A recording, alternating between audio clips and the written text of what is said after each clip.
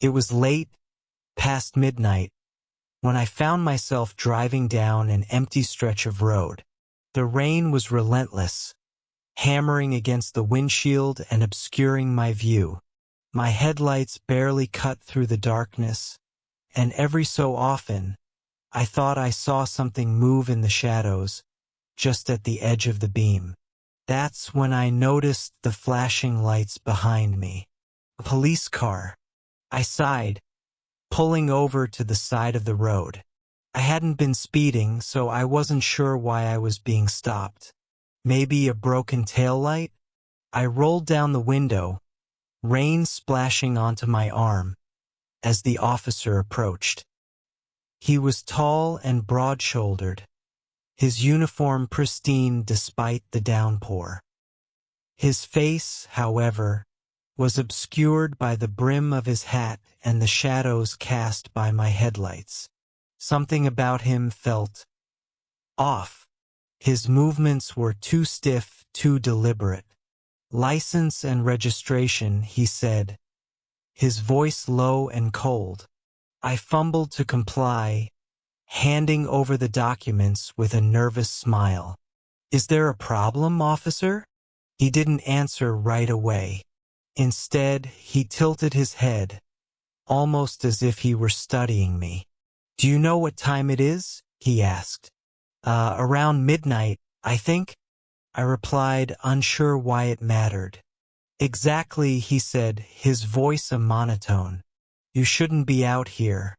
It's not safe." Something about the way he said it sent a chill down my spine. "What do you mean?" He didn't answer. Instead, he handed back my license and stepped away, his boots splashing in the puddles. "Drive straight home," he said over his shoulder. "Don't stop. Not for anything."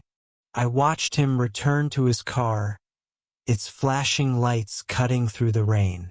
But when I glanced in my rearview mirror a moment later, the car was gone. The road behind me was empty. Unease settled in my chest as I started driving again, faster this time. The rain only grew heavier, the road slick and treacherous. My hands gripped the wheel tightly, and I kept glancing in the mirrors, half expecting to see the flashing lights return. And then I saw him.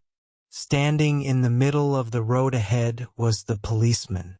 His uniform was soaked, his hat tilted forward, but there was no sign of his car.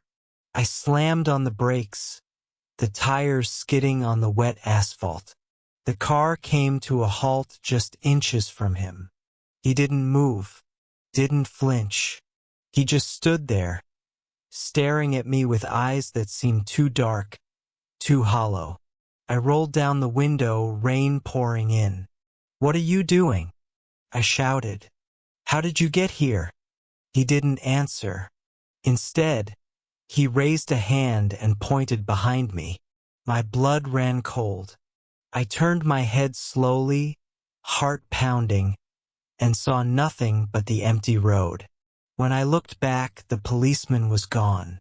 Panic gripped me as I hit the gas, desperate to get away. The road seemed endless, the rain relentless. And then, in the distance, I saw flashing lights again. Relief washed over me, thinking I'd found another officer, someone who could explain what was happening.